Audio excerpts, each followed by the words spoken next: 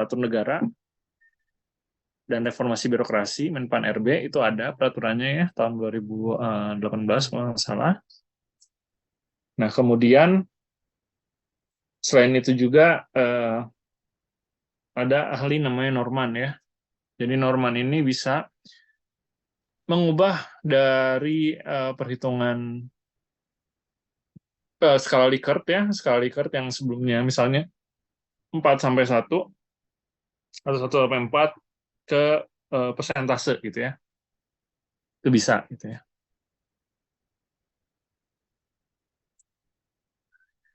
Nah, sekarang ini perhitungan indeks ini untuk data yang sifatnya ordinal ya. Kalau data ordinal itu data yang apa? Yang Data, urutan. urutan, terus urutan apa? Brian, Aji, Faiz. Ini triple nih zoomnya nih. Eh, jadi tuh angka-angkanya itu ada urutannya gitu. Kalau misalnya contohnya data ordinal tuh kayak apa ya?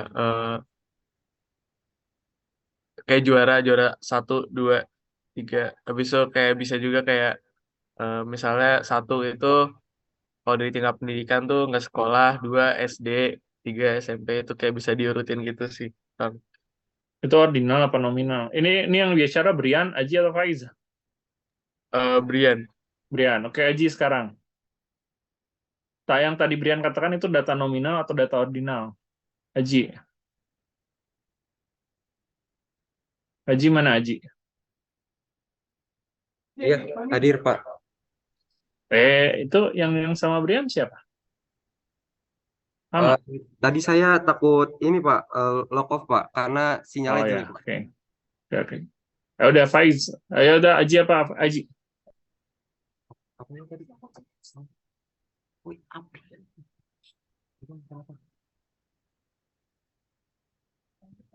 Kalau Yang tadi katakan Brian itu data ordinal apa nominal Aji? ordinal Pak. Kalau Ordinal. misalkan ada yang nomor 1 gitu Pak, tidak sekolah, nomor 2 sekolah dasar, nomor 3 SMP gitu Pak. Itu ordinal yang Betul. berurutan gitu Pak. Kalau nominal itu cuma penamaan Pak. Penamaannya kayak gimana? Faiz, coba Faiz sekarang. Penamaannya kayak gimana Faiz? Kalau nominal menurut saya kayak Faiz, cuma Faiz. Ini Aji apa Faiz ini? Faiz mana Faiz? Faiz lagi kamar mandi Pak. Udah kamar mandi. Kalian sekosan kalian tuh? Trion. Eh, iya Pak, lagi Oh, Pak, sekosan. lagi bareng Pak. Oke. Oke, ada jawaban lain tentang data ordinal? Mungkin saya izin nambahin Pak, kalau Oke, data Gevira silakan. ya data ordinal itu jadi bisa diurutkan gitu, benar sih, kayak lebih ke ranking atau siswa di kelas. Kalau misalkan nominal kayak datanya itu diklasifikasi gitu Pak. Ranking kayak gimana? Ranking tuh. Ya jadi kan kalau ranking tuh ada urutannya kayak 1, 2, 3. Nah, data ordinal itu bisa disusun gitu dari si urutan rankingnya itu. Cara rankinginnya gimana? Dari data ini mungkin dari Kasih contoh, kasih contoh. um, mungkin kayak ya ranking, misalkan ranking 1, ranking 2 kayak gitu, atau kayak dari angka yang lebih besar, jadi angka paling besar ranking pertama, angka paling besar ranking kedua. Kalau misalkan yang lain mungkin kayak tingkat pendidikan gitu, kayak pendidikan rendah, pendidikan menengah, sama pendidikan tinggi kayak gitu Pak. Yang pendidikan tuh nominal atau ordinal? Eh, Mungkin ordinal, tapi itu selama angkanya bisa, maksudnya bisa diurutkan kayak gitu. Terus apa bedanya kalau yang pendidikan sama yang agama? Apa bedanya? Misalnya Islam 1,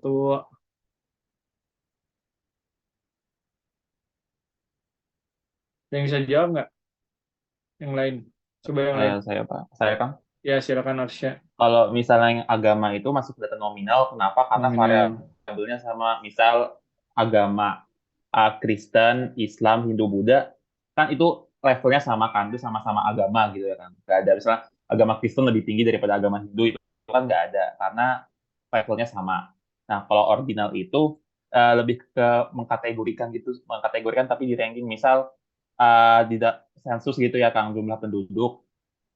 Sensus penduduk di dalam satu penduduk itu misal tingkat pendidikannya SD, SMP, SMA. Misal SD itu yang masyarakat penduduk SD masuk kategori satu, masyarakat yang pendidikan SMP masuk kategori 2, sama masyarakat yang pendidikannya SMP, tingkat pendidikan SMA masuk kategori nomornya nomor 3 gitu. Berarti yang SMP itu lebih besar daripada yang SD gitu. Ya lebih, Nah, lebih tinggi Kang tingkatannya. lebih tinggi. Kalau Jadi siapa yang ngacung tadi? Punya level jawaban lain siapa? Mufti ya tadi ya? Siapa Mufti ya? Ya, gimana Mufti?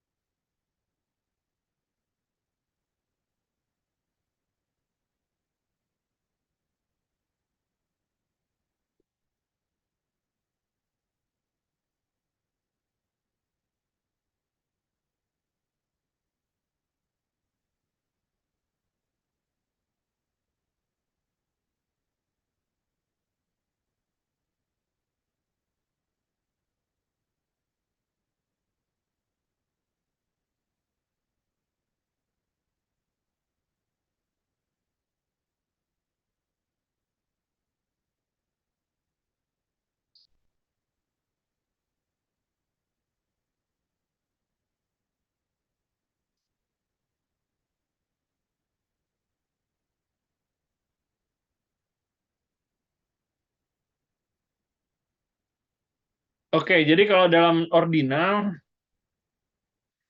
misalnya ya, nilai 2 itu lebih besar daripada nilai 1. Gitu nggak? sebenarnya tergantung sih kan kayak menginterpretasikannya gimana. Tergantung si peneliti mau nulisnya gimana sih. Kalau misalnya 2 lebih besar daripada 1, apa bedanya sama interval?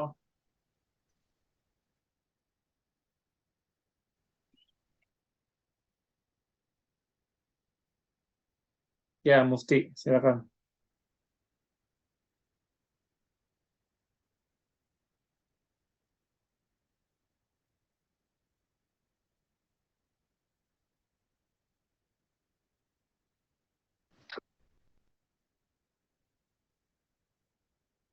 Kita bicaranya yang interval dan ordinal, jangan bicara skala Likert dulu, skala Likert itu.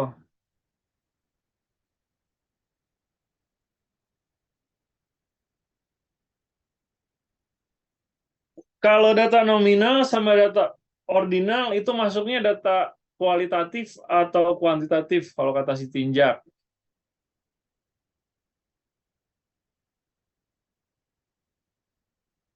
Masuknya apa itu?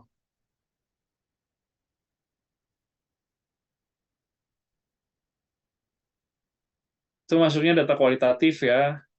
Nah, jadi data ordinal itu bukan berarti SMP itu lebih baik daripada SD ya. Bukan berarti setuju itu lebih baik daripada atau lebih besar ya. Lebih besar daripada tidak setuju gitu ya. Karena dia masuk kategori data kualitatif.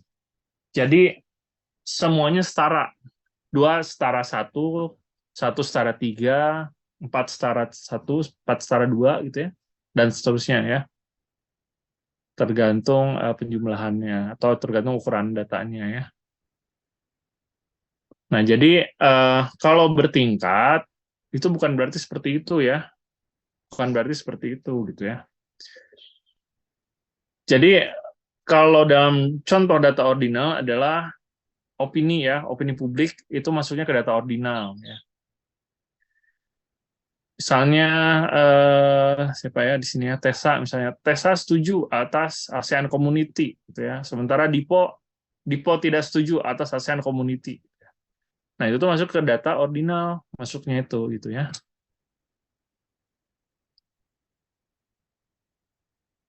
Dia masuk kategori data ordinal. Dan kebanyakan penelitian sosial gitu ya atau statistika ya, itu kita akan menggunakan data ordinal kebanyakannya itu ya. Ini masih di mute, kedengeran kan ya? Suara saya kedengeran? Dengaran kan. Oke, oke.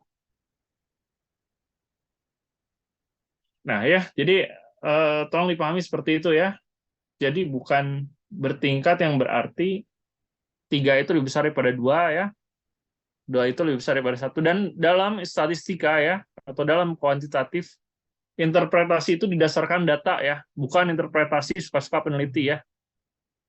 Jadi ada sistematika, ada objektivitas yang memang harus dipraktekkan dalam statistika ya, dalam kuantitatif gitu ya. Kalau dalam kualitatif bukan berarti suka-suka juga ya, dalam kualitatif juga ya. Tapi landasan berpikir peneliti atau pandangan peneliti itu dalam menginterpretasikan sebuah hasil penelitian ya, itu didasarkan pada data yang ada juga ya, bukan berarti misalnya ya si peneliti itu, wah saya nggak suka Cina nih, penelitian tentang Cina misalnya ya, saya nggak suka Cina, nah terus saya bilang bahwa Cina itu jelek gitu ya. Nah, mengeluarkan statement Cina itu jelek, itu ada dasarnya, ada landasan datanya juga. Nggak semerta-merta kita bilang Cina itu jelek gitu ya. Nggak seperti itu gitu. Jadi semua jenis penelitian ya, ataupun semua jenis tools dalam meneliti, itu tentu harus semuanya berbasis data ya, berbasis fakta juga. Jadi itulah yang membedakan teman-teman ya, landasan berpikir teman-teman dengan yang tidak kuliah gitu ya. Mayoritas pendidikan orang Indonesia apa? Mayoritas pendidikan orang Indonesia, coba cari datanya, data statistik juga. Mayoritas pendidikan orang Indonesia apa? Ada yang tahu? SD, Pak, SD atau berdasarkan SMP, data Pak? Kementerian Dalam Negeri. Nah, SD, Pak, berdasarkan SD. ini data Kemendagri. Oke, data Kemendagri. Kalau lihat dari rata-rata lama sekolah,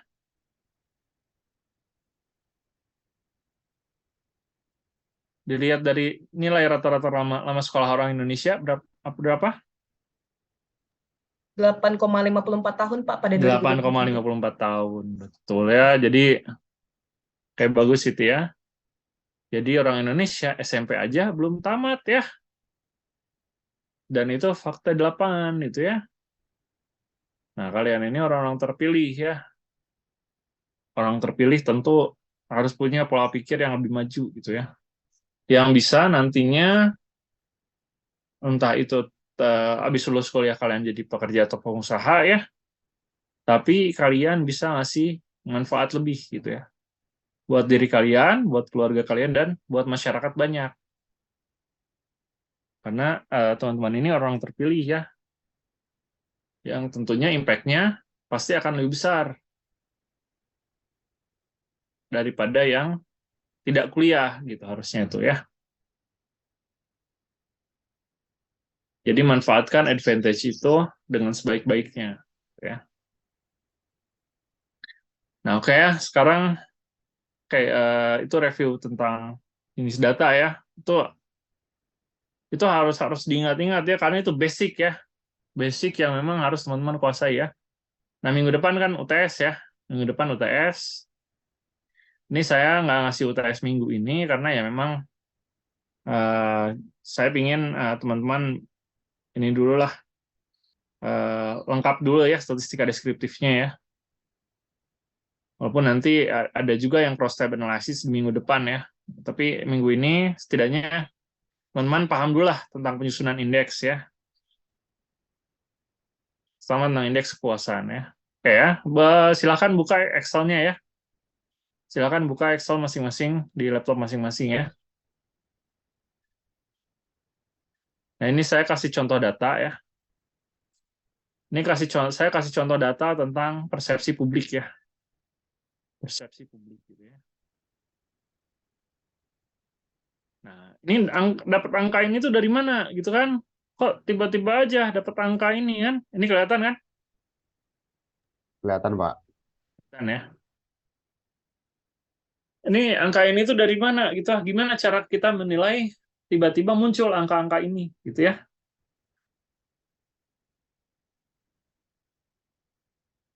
Nah, jadi oke ya. Nah, ini misalnya ya.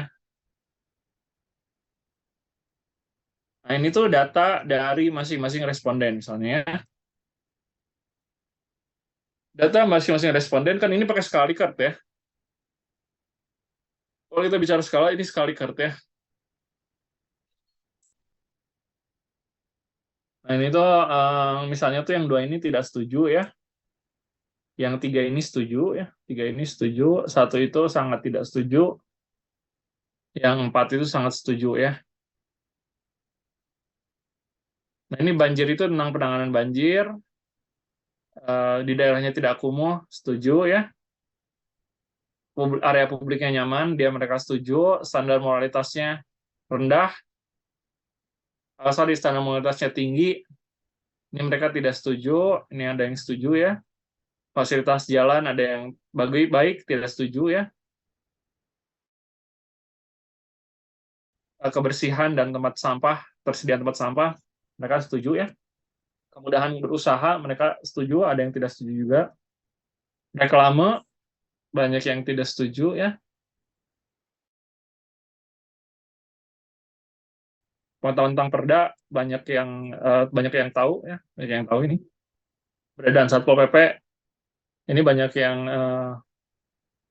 setuju, banyak yang mengetahui, sangat setuju juga ada ya. Adanya Satpam ya, atau Satlinmas di tingkat kelurahan, mereka tahu ya. Terus keamanan di malam hari mereka tidak setuju ya.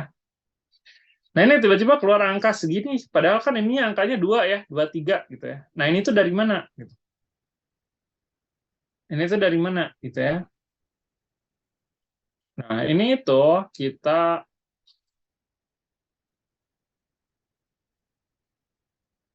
agregasi ya. Kita agregasi.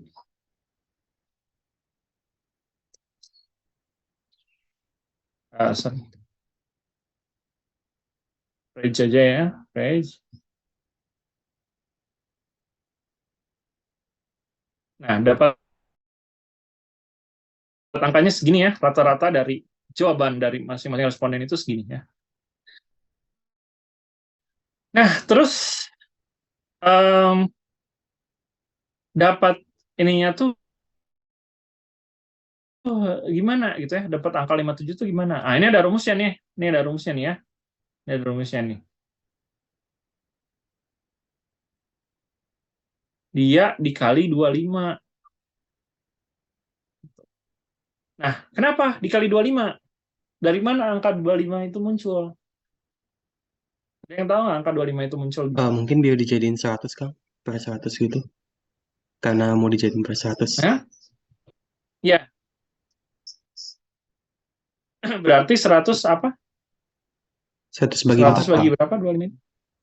100 bagi 4. Kenapa harus bagi 4? Karena penilaiannya cuma ada 4. Dari 1, 2, 3, dan Karena 4. skala Likert-nya hanya ada 4 ya. Hanya ada 4 gitu ya. Jadi dari average ini ya, dari average ini ya, ini kali 25. Nah, sama ya? Oke. Bisa dipahami kan ya?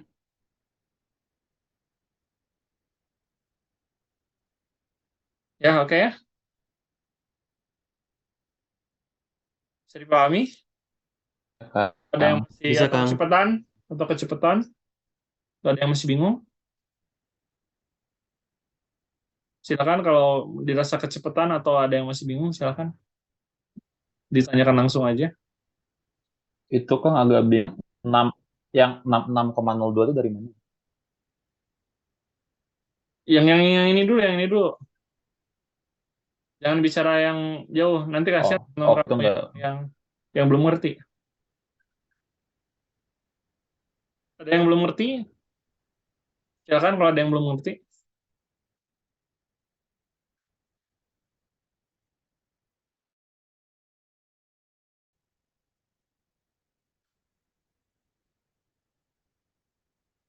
Ada yang belum ngerti, teman-teman? Oke, bisa dimengerti ya? Raina, bisa dimengerti? Ini saya ambil lecak ya. Bisa dimengerti, Raina? Oke, Raina nggak Bisa, ada. bisa, Pak. Oke, Zarvan, bisa dimengerti, Zarvan? Bisa, Pak. Kurnia, bisa dimengerti, Kurnia? Bisa, Pak. Zain, Muhammad Zain Aditya Mas Dida, bisa dimengerti? Bisa, Kak. Bisa.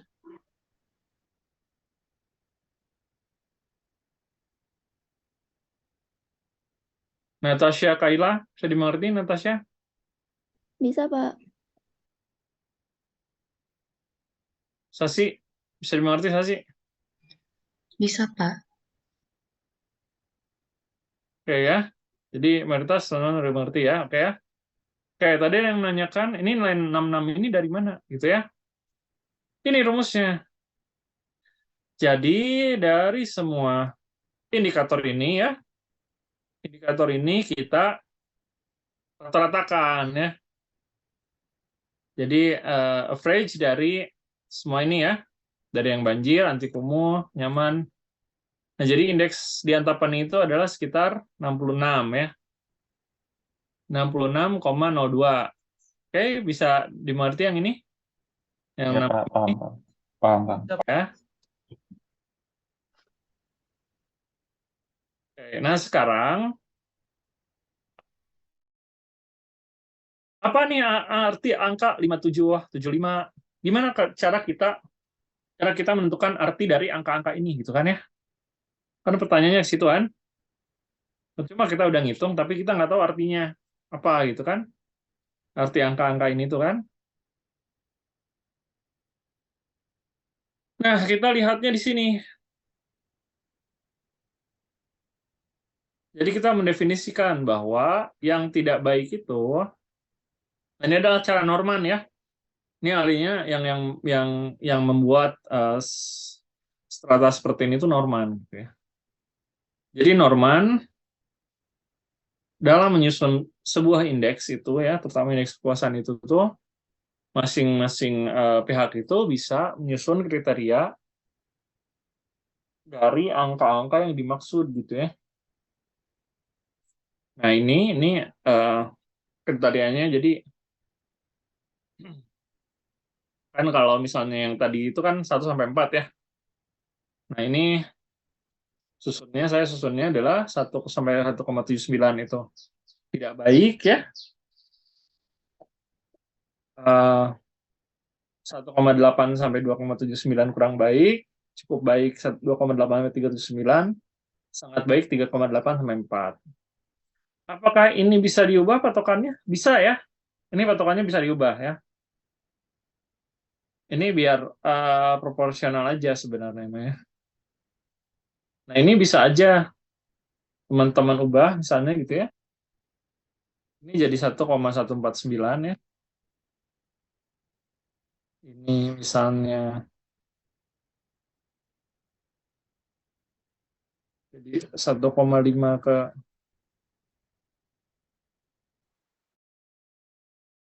49 misalnya gitu ya. Nah, yang ininya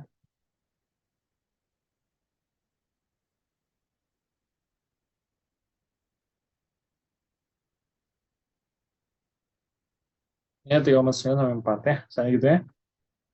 Nah, ini berarti 25 kali 1,49 berapa?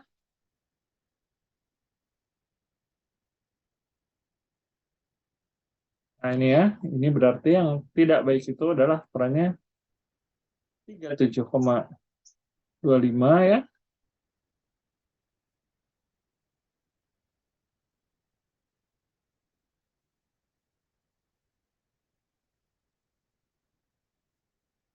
Nah, ini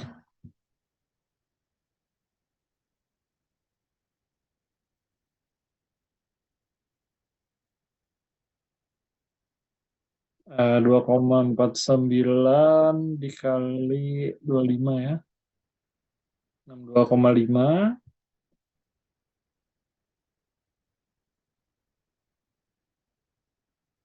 Nah, ini tuh kalau nggak salah 65 ya. 2,5. Ini 25. Ya, 62,5 benar.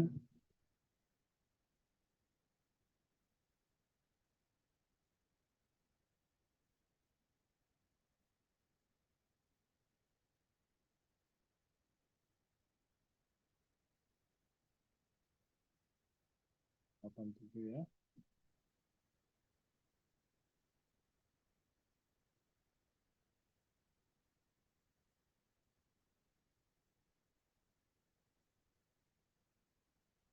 Nah, ini 87,5 sampai 100 ya.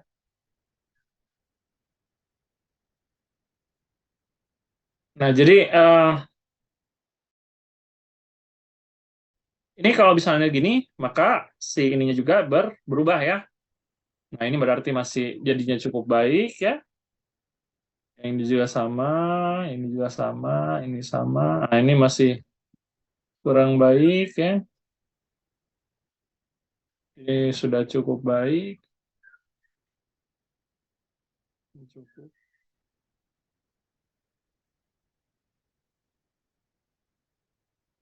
Nah, maka kategorisasinya juga bisa berubah ya.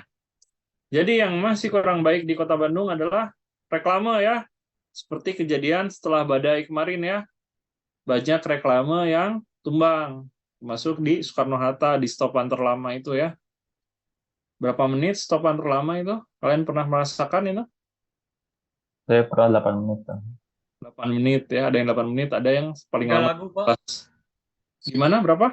3 lagu. 3 lagu ya. Ya. Kalau satu lagunya 5 menit, bisa aja berarti 15 menit ya. Yang lagunya panjang ya. Ya, ternyata dan reklamenya ternyata ilegal ternyata ya, yang kena badai itu ya, yang kena badai yang sampai bikin orang sakit itu, yang bikin orang celaka gitu ya. Ternyata ilegal reklamenya itu. Nah, jadi bisa dilihat ya. Jadi penyusunan indeks itu kurang lebih seperti ini gitu, indeks kepuasan ya. Bisa difahami ya? Gampang kan ya? Ya, insya Allah, Kang.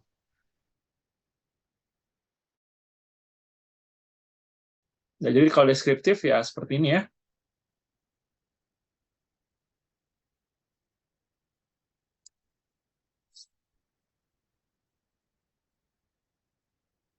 Oke, ada yang menanyakan dulu sampai ini? Itu yang buat penentuan cukup hasilnya itu bisa sebenarnya bisa pakai rumus ya. Saya agak lupa rumusnya. Ya, jadi gini.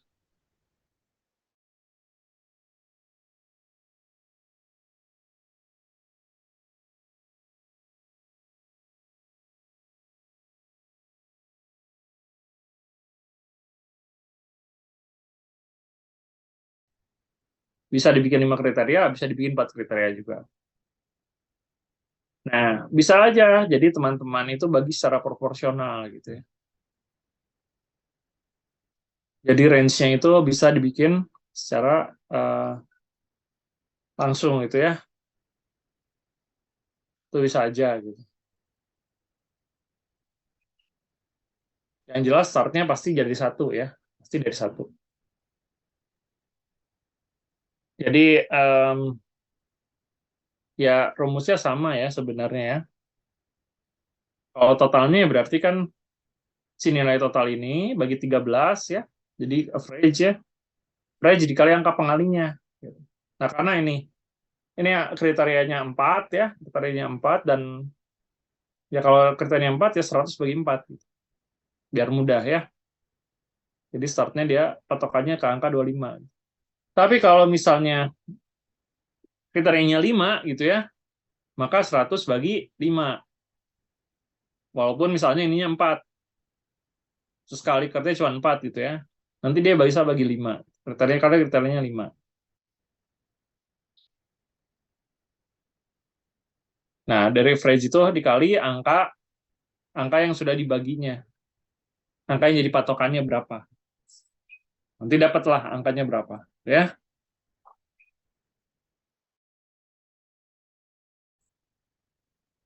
Kayak gitulah. Jadi average dikali angka pengalinya ya. Rumusnya kayak gitu ya. Ya, Kang. Ya, ada yang tanyakan lagi silakan. Punten Kang, mau nanya Ya, untuk yang nilai itu yang 62, 67 itu nama datanya data apa ya? data ordinal ini tuh. Oh, oke. Jadi dia sudah diubah ya, yang sebelumnya skala Likert ya, menjadi ini tuh bisa dijadikan persentase. Ya, ini bisa dijadikan persentase.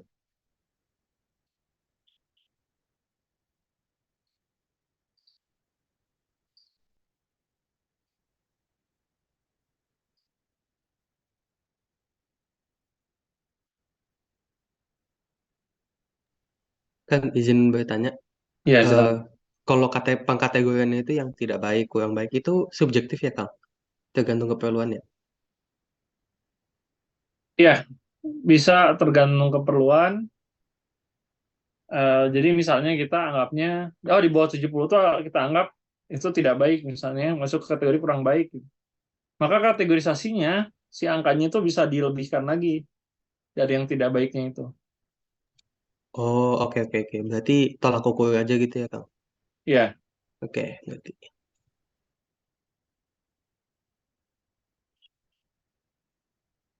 ya ada lagi silakan.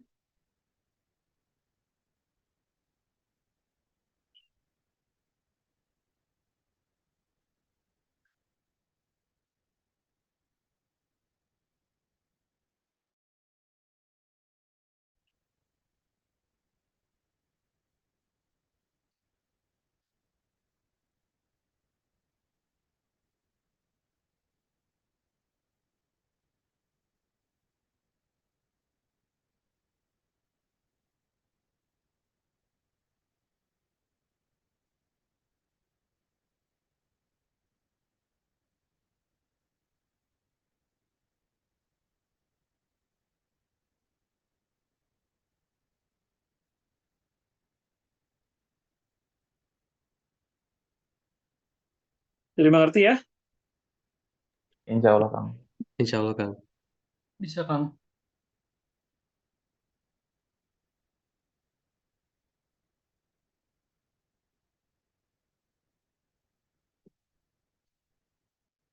Hmm.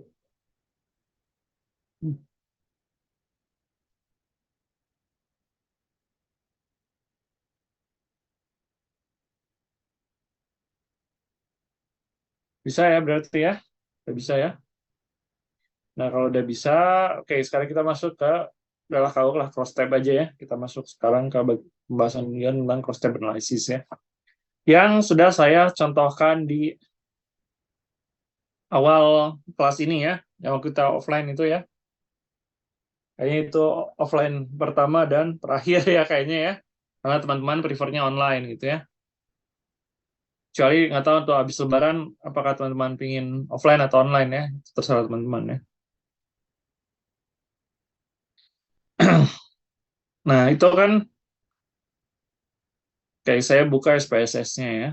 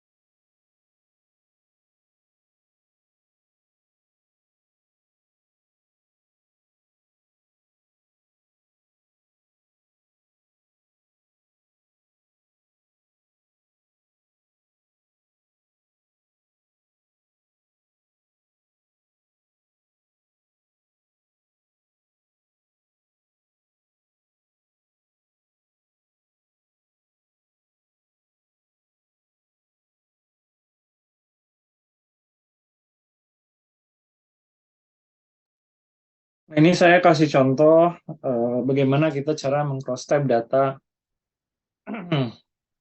yang sifatnya deskriptif ya. Nah, cross-tab ini kenapa harus dilakukan ya? Jadi dalam setiap analisis deskriptif ya, nah sebenarnya saya juga lagi ngelihat ada web yang menampilkan yang bisa membantu tampilan data lebih atraktif lagi ya. Tapi saya masih belum terlalu menguasai ya. Nanti kalau udah mau saya kasih deh ilmunya gitu ya. Ini dulu aja ya. Jadi yang cross tab analysis ini digunakan untuk sebuah pemetaan ya, pemetaan di sebuah wilayah gitu ya. Terutama pemetaan tentang keadaan sosial di sebuah wilayah ya. Jadi kita misalnya bisa tahu ya, orang yang tinggal di kecamatan A, mayoritas agamanya apa ya, mayoritas pekerjaannya apa, mayoritas misalnya pendapatannya berapa gitu ya. Itu bisa tahu lewat dengan cara cross tab ya. Atau misalnya kita ingin tahu tuh di sebuah wilayah itu tuh apakah mereka suka dengan Amerika misalnya gitu kan, suka dengan K-pop misalnya gitu kan. Nah itu tuh berapa orang yang suka, berapa laki-laki yang suka, berapa perempuan yang suka, daerah mana saja yang paling banyak menyukai K-pop misalnya gitu kan ya, daerah mana saja yang paling tidak suka K-pop gitu. Nah itu tuh kita petakan ya, pemetaan sosial seperti itu tuh dengan cara cross-tab analysis gitu ya. Jadi kita mengcrosskan data-data yang memang sudah kita kumpulkan ya, dari satu data ke data lainnya, supaya kita dapat petanya. Peta sosial tentang sebuah isu tertentu. Nah itu tuh bisa dilihat dari cross-tab analysis gitu ya. Nah misalnya tentang K-pop ya. Nah itu teman-teman bisa aja kalau misalnya nanti ingin meneliti tentang, bisa aja. Jadi ingin meneliti tentang persepsi publik terhadap K-pop misalnya gitu ya. Itu bisa gitu ya.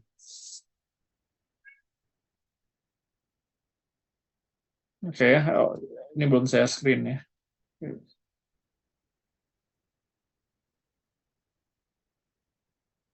Nah ini ya, ini saya kasih contoh di SPSS ya. Ini kelihatan kan ya? Nah, jadi dalam di SPSS ini gampang ya. Makanya namanya juga Statistical Program for Social Science gitu ya. Jadi kita tinggal klik-klik aja, langsung keluar datanya ya. Jadi ini ya. Nah, ini kita klik deskriptif ya. Terus klik cross tab analysis ya. Misalnya kita ingin tahu variabel 1 terhadap variabel 6 ya. Nah, terus biar gampang kita ingin tahu juga nih persentasenya berapa ya. Bisa row sama kolom, bisa total juga bisa ya. Atau misalnya yang simpel dulu row-nya aja ya. Kalau ingin tahu setiap ininya, ya teman-teman klik semua, bisa diklik semua ya. Jadi klik cells, itu bisa diklik semua presentasinya ya. Nah ini, oke, terus kita tampilkan ya. Nah jadi misalnya ini ya, di Arjasari. Nah ini misalnya di Arjasari ya, di Arjasari yang belum ada pilihan, ini 54,2% ya. Yang milih Dadang sama Syahrul ini 12,5, yang milih Nia sama Usman 29,2, yang milih Yana sama Atep ini 4,2 ya. Nah ini tuh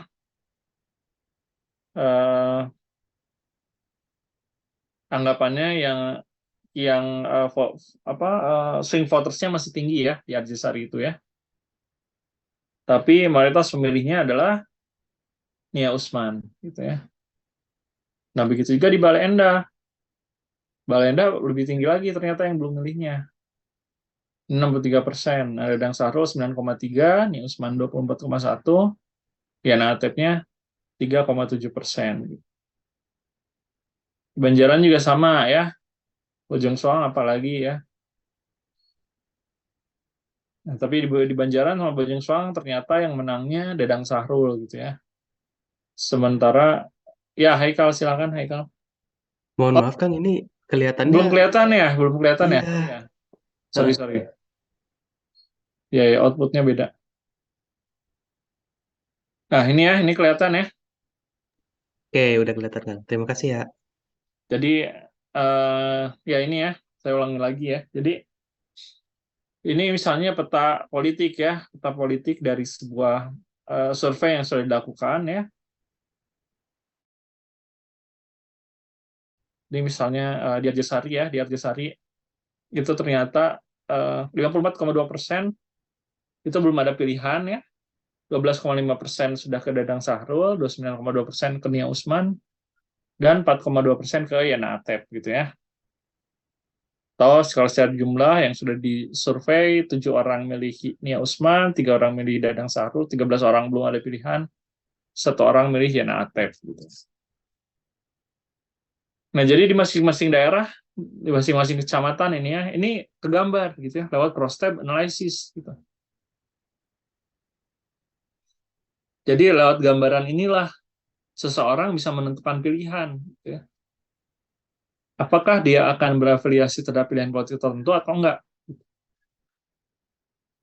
Atau misalnya ya tadi ya, misalnya orang suka K-pop misalnya, di Arjasari yang suka K-pop itu 7 orang misalnya gitu ya, atau 13 orang lah yang suka K-pop itu ya, banyak misalnya gitu ya. 3 orang lagi nggak terlalu suka misalnya. 7 orang 7 orang ini fanatik misalnya gitu ya, ini fanatik 7 orang ini tuh. 1 orang anti banget ya, anti banget sama K-pop gitu ya. Jadi yang 13 orang ini biasa sukanya gitu ya. Yang ini nggak suka ya, yang ini 7 orang fanatik, yang ini anti K-pop gitu ya. Nah, itu kan kita bisa lihat ya peta di masyarakat itu seperti apa tentang sebuah sikap gitu ya. Sebuah sikap yang diambil itu seperti apa. Nah, dari situ kan kita bisa ketahui apa yang harus dilakukan di daerah tersebut. Misalnya supaya kita mengarahkan orang-orang ini, karena misalnya kita didain sama Korea gitu ya, kita mengarahkan yang anti ini, setidaknya yang anti ini tuh biar jadi nggak suka lah, jangan anti banget gitu kan, jadi nggak suka. Yang suka ini kita bikin jadi suka gitu. Nah, yang udah suka kita bikin jadi fanatik gitu ya. Nah, itu adalah cara-cara penentuan intervensi sosial yang bisa dilakukan lewat survei gitu ya, atau eh, lewat survei atau enggak lewat data sekunder gitu ya, yang memang sudah dikumpulkan.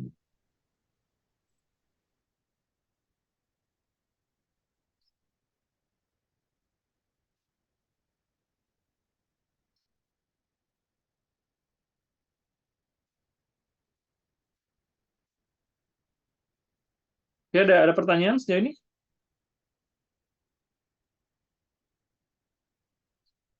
Kang, itu count-nya itu orang kan ya? Kang? Ya, gimana? Count itu kan aja satu count Ya, yang count. 13 Ya, gitu itu ya. tuh jumlah orangnya, Oh, jumlah orangnya oh, yang sudah disurvei. oke, makasih. Kang.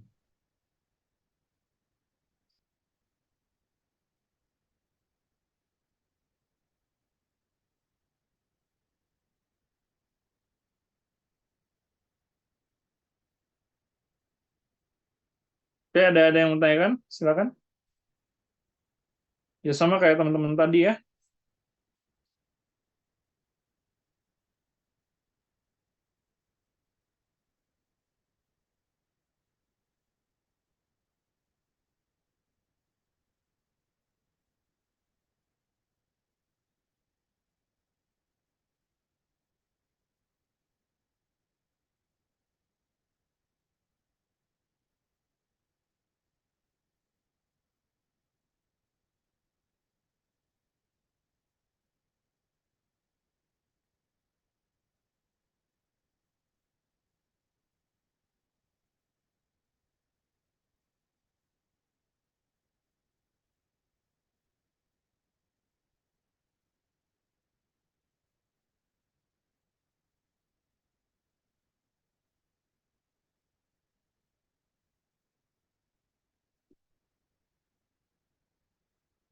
Oke, ada yang mau ditanyakan? Silakan. Mungkin kalau dari saya nggak ada, Kak. Cukup ya. Nah, kalau cukup, jadi oh ya kita teman-teman sudah lihat ya film The Social Dilemma ya. Ada yang mau kasih ulasan tentang film The Social Dilemma dan kaitannya dengan statistik?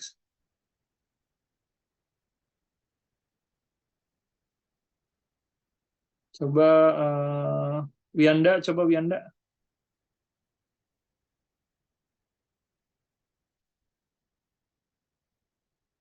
Wianda ada? Ya, Ya, Wianda sudah ya, nonton film The Social Dilemma? sejujurnya baru awalnya doang, Pak. Karena kurang kurang begitu menarik, karena itu dokumenter gitu kan ya. Oke, Juan, silakan Juan. Ya Pak, izin Tidak menarik ngasih atau menarik ya. Ini teman-teman ini buat pengayaan kuliah ini ya. Jadi yang memang sudah menonton dan bisa memberikan ulasan itu dapat nilai lebih ya. Gitu ya. Oke, Juan, silakan Juan. Ya, aku boleh ngasih ulasan ya, Kang ya. Ya, silakan. Jadi sebenarnya film The Social Dilemma ini udah ada dari 2 tahun lalu dan waktu pertama kali muncul aku udah lihat gitu loh. Eh, aku ngelihatnya sih ini suatu fenomena yang menarik karena ternyata setiap hal yang sedikit aja yang kita lakukan di media sosial itu bisa dijadikan data, bisa dijadikan statistik untuk memprediksi apa yang akan kita pilih, apa yang akan kita lihat, dan apa yang kita sukai gitu loh.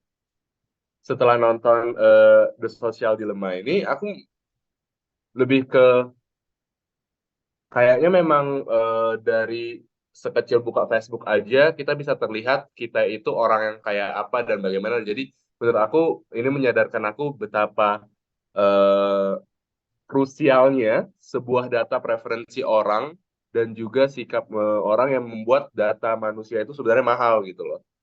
Karena bisa dipakai untuk menggiring opini publik, bisa dipakai untuk melihat siapa yang ia suka dan lain sebagainya gitu. Mungkin gitu dari apa? Oke, bagus Juan. Oke, Haikal silakan.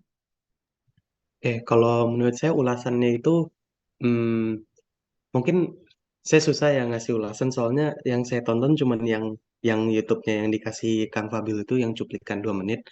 Nah, tapi dari situ saya belajar bahwa eh, Asia tuh statistika ini benar-benar kuat Kang kalau mengenai apa ekonomi dan dunia gitu. Soalnya Asia semua orang tuh bisa dikontrol melalui sosial medianya. Jadi waktu itu saya sendiri pernah ngelakuin eksperimen ya. Jadi saya ngomongin tentang busur di depan HP saya dan pas itu jelas di Instagram langsung ada iklan tentang busur gitu. Dan busurnya juga yang saya omongin yaitu compound gitu. Nah, jadi aslinya kelihatan banget gimana cara statistika ini menyiapkan algoritma gitu untuk kita supaya orang-orang tuh tahu apa preferensi kita dan dengan itu orang-orang tuh tahu gimana cara eh, targeted advertisement gitu ke kita. Gitu sih Kang kalau dari saya. Oke, bagus Haikal. Yang lain silakan. Ada lagi? Gevira silakan Gevira. Oke, kalau dari aku sebenarnya aku setuju banget tadi dari Juan sama Haikal. Jadi The Social Dilemma itu basically kayak film dokumenter yang menceritakan kalau misalkan sosial media itu benar-benar berpengaruh di dalam society sehari-hari gitu. Udah algoritmanya itu bener banget. Jadi kayak apa yang kita sehari-hari cari atau lihat atau yang masuk ke kayak beranda-beranda sosial media kita kayak dari Instagram atau dari TikTok atau dari Facebook itu tuh kayak memunculkan suatu data statistika yang jadinya bakal terus muncul di HP kita. Jadi kayak yang muncul di platform yang kita pakai, terus nanti itu bakal jadi mempengaruh ke mungkin ke behavior kita sehari-hari dan konsekuensinya ke kehidupan gimana kita berkehidupan. Kayak gitu sih Pak kalau dari saya. Terima kasih. Oke, silakan yang lain silakan. Harusnya sih. Baik, izinkan untuk menjawab. Untuk film sosial dilema itu mungkin ya setuju dengan apa yang telah teman-teman tadi katakan. Sebenarnya ya apa yang kita lakukan melalui handphone kita, perangkat laptop, menggunakan media sosial, itu sebenarnya dipantau oleh bos-bos teknologi media sosial gitu kan, kayak Instagram, Facebook, TikTok dan lain-lain gitu. Dan mereka mengolah data kita, mengolah aktivitas kita selama bermain media sosial untuk kira-kira nih apa yang kayak advertising apa yang cocok untuk kita, atau konten-konten apa yang kita tuh sukai atau inginkan gitu. Mungkin salah satu contoh yang paling terkenal gitu ya Kang, itu di TikTok sih Kang. Karena gini, ini pengalaman pribadi saya sendiri. Kebetulan saya dan adik saya itu kadang-kadang FYP-nya tuh sama kalau kami berdua tuh lagi di rumah di Jakarta. Nah, sekarang pas saya ke Bandung, di Bandung Jatinangor, itu tiba-tiba di TikTok di FYP saya itu banyak banget Kang rekomendasi tempat makan di Bandung, terus tentang romantisme Bandung gitu Kang. Jadi uh, bahkan data lokasi pun bisa diakses gitu melalui media sosial. Jadi sebenarnya ini salah satu hal yang bisa dikatakan menyeramkan ya, karena kita bisa men-track orang di mana dia tuh berada, dan mungkin ada hal-hal yang tidak diinginkan dari situ sih Kang. Itu dari saya. Terima kasih Kang. Oke, bagus. Arsya, silakan. Yang lain. Oke, Kang.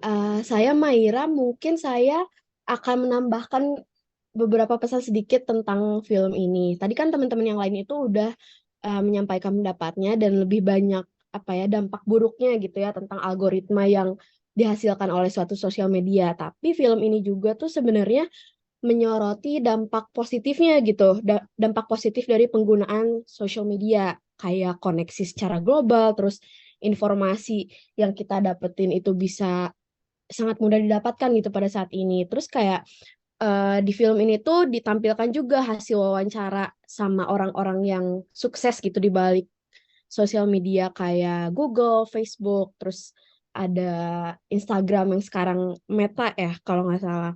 Tapi tetap film ini tuh kayak nekenin atau memberikan pesan kepada pengguna sosial media untuk lebih bijak gitu dalam menggunakan sosial media karena bagaikan apa ya bumerang gitu sosial media di zaman ini tuh. Gitu Kang kalau dari saya. Oke, bagus. Good point. Moira. Tadi siapa? Christopher ya? Christopher, jadi nggak? Christopher?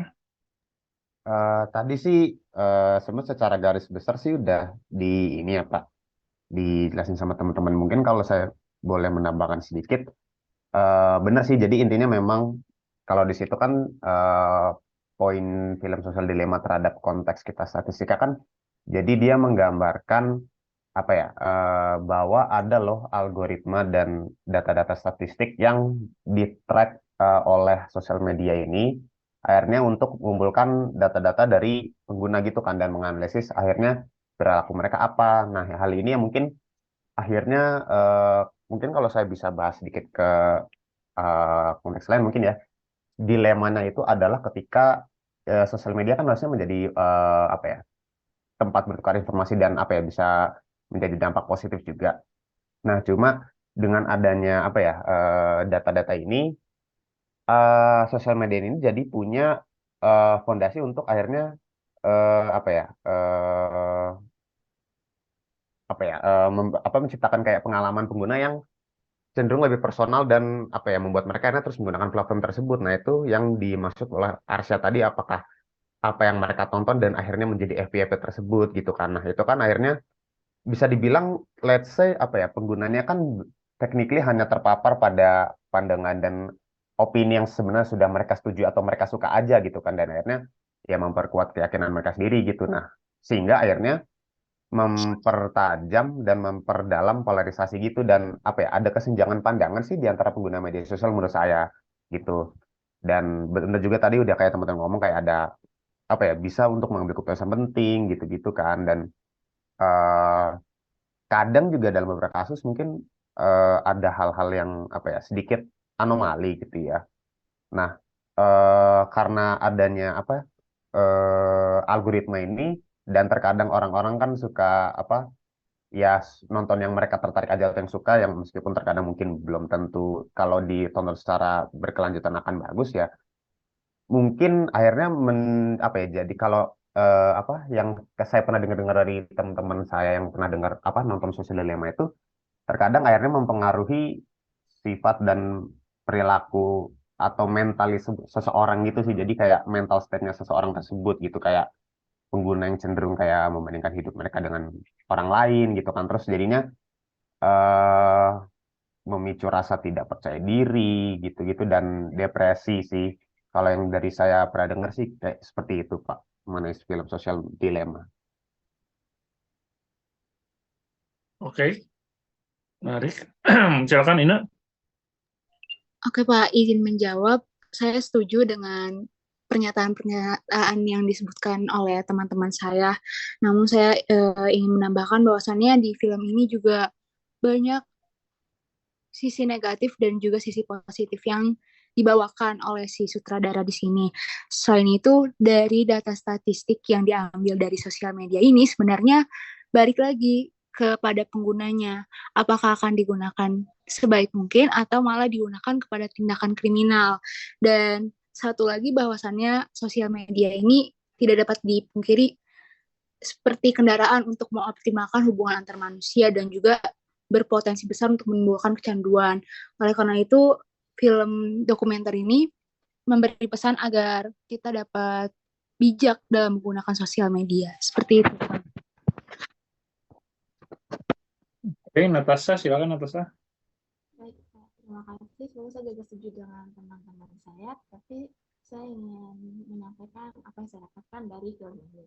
Dengan nonton film ini, saya akan bahwa media sosial itu mempengaruhi cara pola pikir kita dalam menggunakan media sosial, baik kita mau menggunakan itu dengan baik ataupun untuk hal-hal yang negatif. Dan data-data yang analisis yang dari film itu tampilkan juga bisa untuk mempromosikan ada positifnya, seperti mempromosikan diri kita ataupun produk-produk kita. Dan dari film ini juga menekankan poin-poin untuk bijak dalam membuka website ataupun mengupload apa yang kita pikirkan dalam media sosial. Karena seperti sudah dikasih tahu teman-teman lainnya, dengan website ini juga sering ada bisa dipantau dari website tersebut. Dari saya itu saja, Pak. Terima kasih. Oke, bagus. Mufti, silakan Mufti.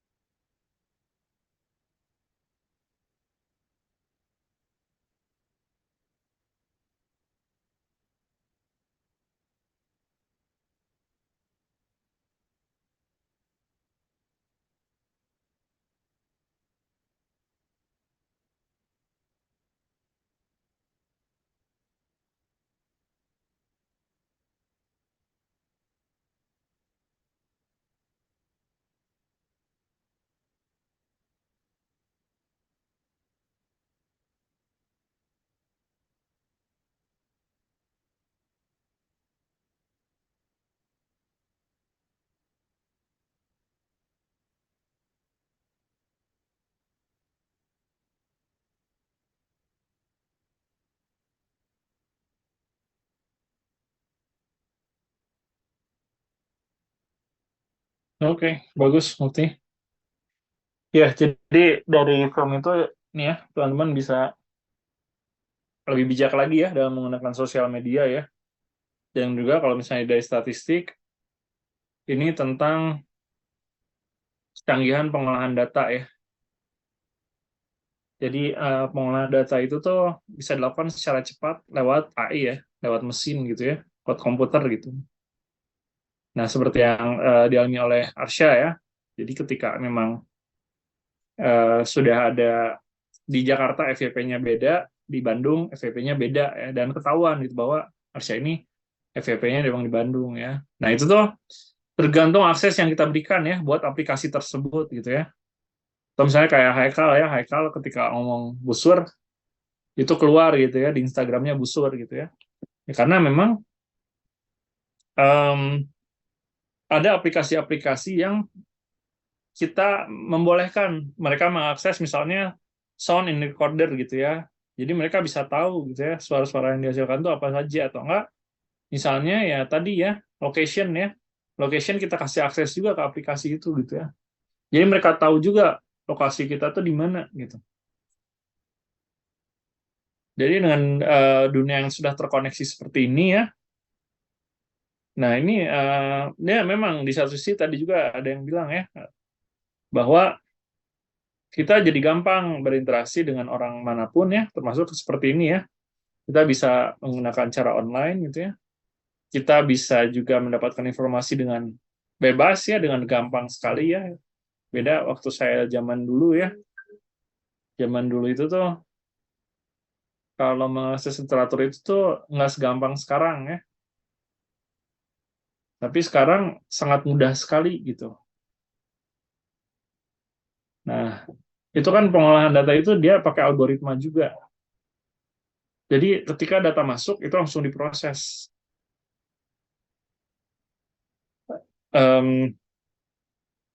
Data analisisnya atau skema data processingnya udah bagus gitu ya. Udah bagus aplikasinya itu gitu ya. Mereka sudah bisa membuat program yang seperti itu gitu. Dan itu memang jadi selling point masing-masing orang gitu ya. Ya ini bisa digunakan kalau memang terutama penguasa ya, yang bisa mengakses data-data seperti itu ya penguasa.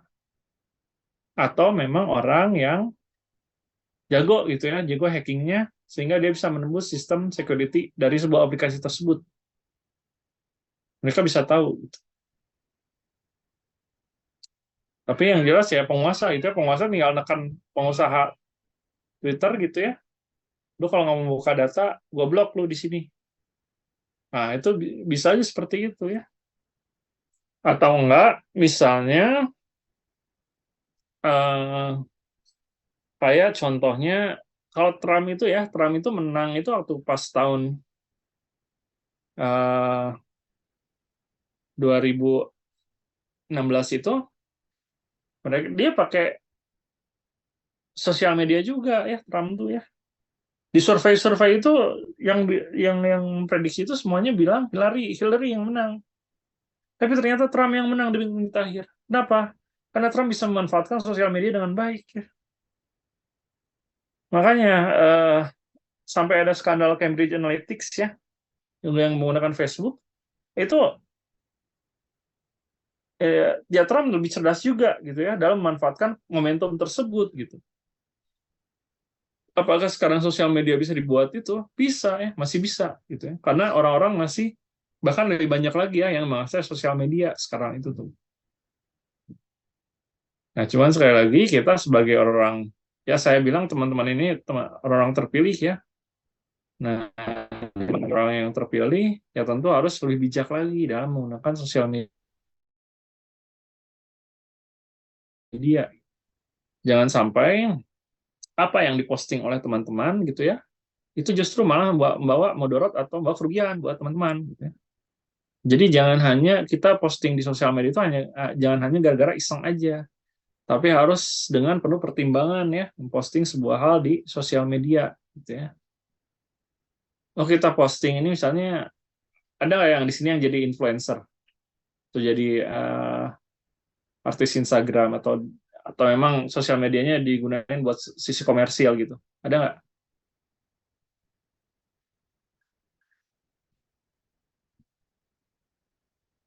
Nah, kalau ada ya teman-teman harus ini ya, harus belajar tentang ilmu tentang sosial media itu sendiri ya. Misalnya kita place advertisement tuh di mana itu bisa ya, itu ada paketnya juga gitu ya.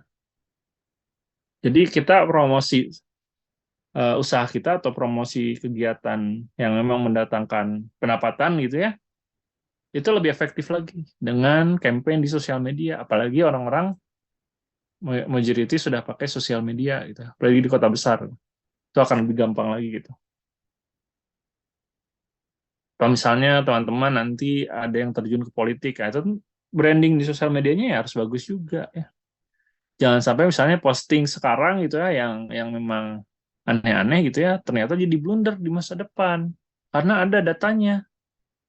Nah, jangan sampai seperti itu gitu ya.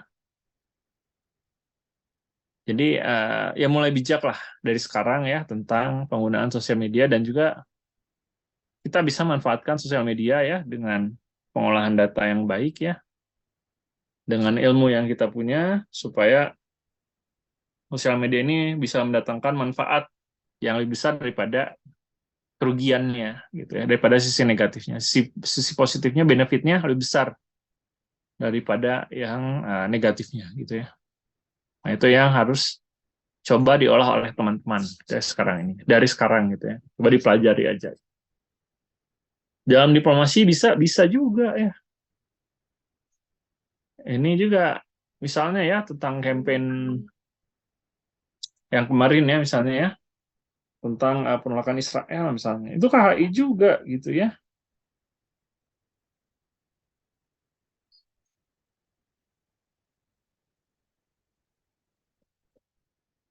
Itu HI juga gitu.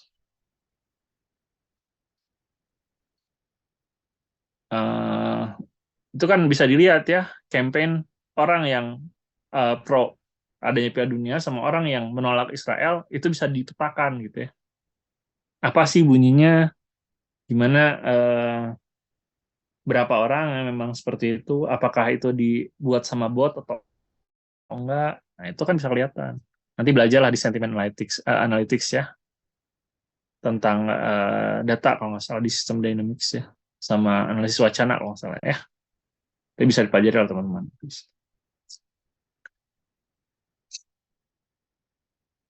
Ya, oke, sampai sini ada yang mau ditanyakan? Silakan.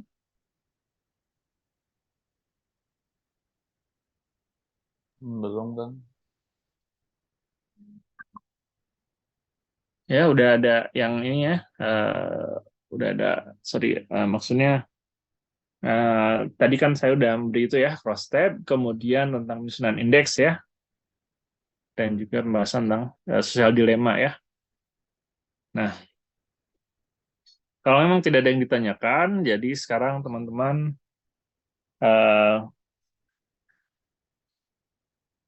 coba memang kumpulkan data ordinal ya tentang apapun, misalnya ya yang sederhana tentang K-pop misalnya gitu ya, tentang K-pop atau apalah ya, terserah, bagi kelompok aja ya, bagi kelompok, tapi temanya beda-beda ya. Haikal nanti atur ya. Teman-teman ini kan ada sekitar 111 ya, Haikal ya. Ada berapa orang? 114, Kang. 114 ya, sorry.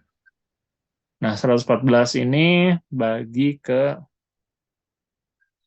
4 orang ya, masing-masing 4 orang, per kelompok maksimal 4 orang ya. 114 bagi 4 itu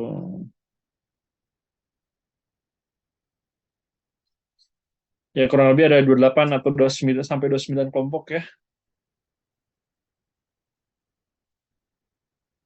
Nah, bagi 4 ya, bagi 4, nah masing-masing kelompok silakan pilih isu apa yang ingin dibuatkan indeksnya ya, tentunya isu HI ya.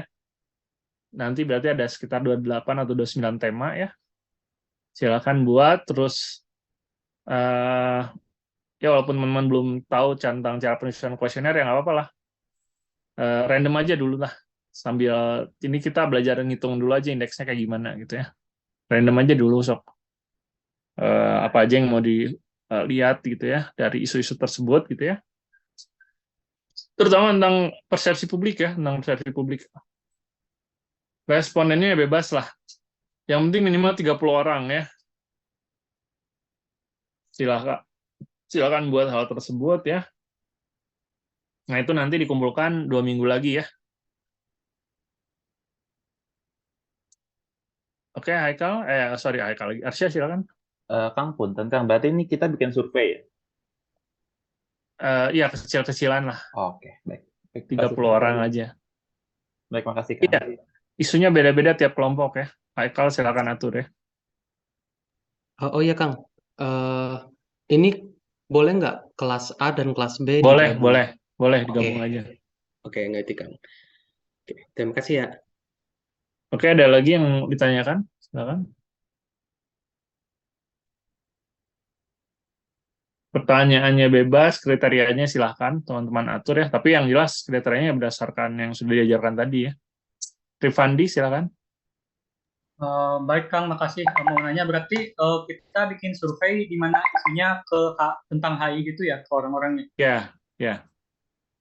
Oke. Makasih Kang. Ya walaupun teman-teman belum belajar tentang cara pembuatan kuesioner ya seadanya apa yang memang kira-kira teman-teman ini aja lah ya. Mufti silakan.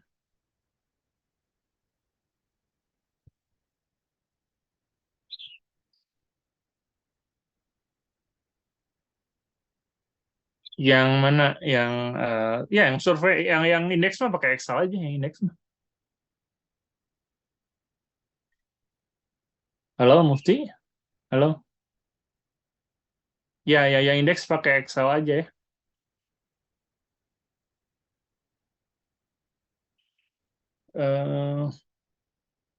Atau enggak teman-teman pakai kuesioner yang sudah pernah ada ya di penelitian-penelitian lain yang sudah pernah ada.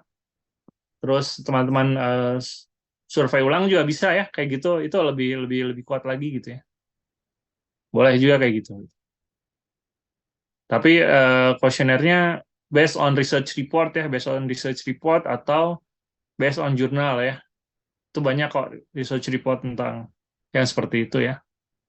Kayak misalnya ISEAS ya, ISEAS itu lembaga penelitian di Singapura, dia ngadain survei tentang persepsi orang ASEAN terhadap US and China ya. Nah itu coba dilihat lagi aja. Itu bisa pakai pinjam pertanyaan dari ISEAS, diadaptasi ke sini, terus kalian survei gitu. Itu bisa kayak gitu ya.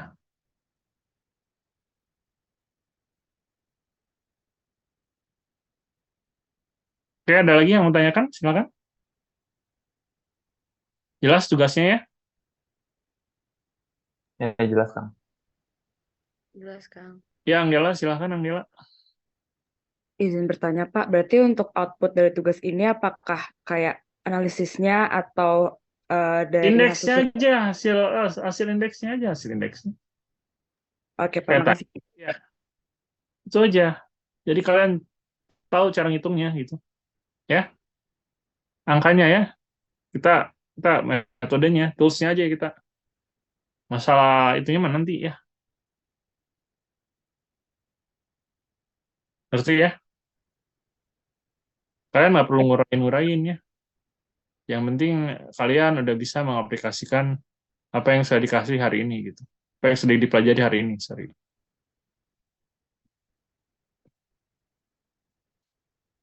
Itu ya. Ada pertanyaan lagi silakan.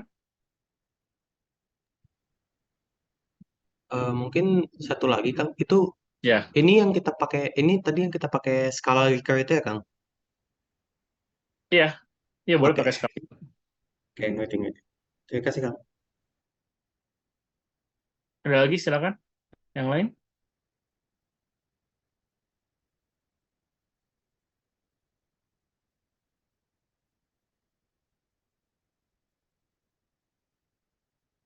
Ya kalau ada yang belum dimengerti nanti langsung tanya saya aja ya. Oh iya Kang, satu lagi nih. Ya, silakan. Kelompoknya itu di random atau kita boleh pilih sendiri? Ya atur aja pokoknya mah maksimal 4 orang gitu ya. Oh, oke, ngerti Kang. Siap.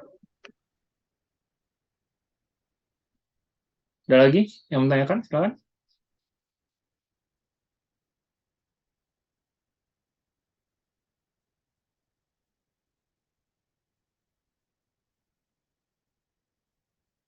Nah ini ya, ini bagusnya itu ya, ketika kalian dapat resource ya, atau ketika kalian dapat source ya, dapat sumber gitu ya, kalian itu harus bisa verifikasi sumber itu dari sumber primer ya, jangan dari sumber sekunder ya, jangan dari katanya, tapi kalian nggak tahu sumber primernya seperti apa. Nantinya kalian bisa dibiaskan oleh informasi yang ada, gitu ya.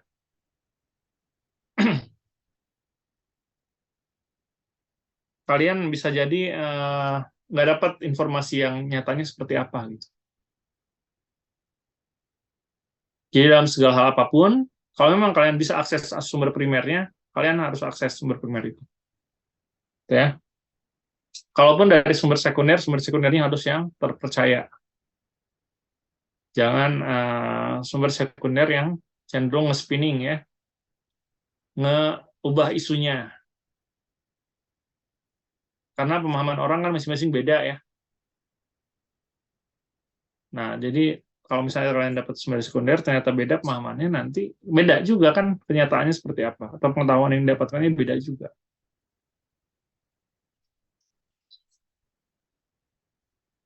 Ya oke, ada pertanyaan lagi, silakan.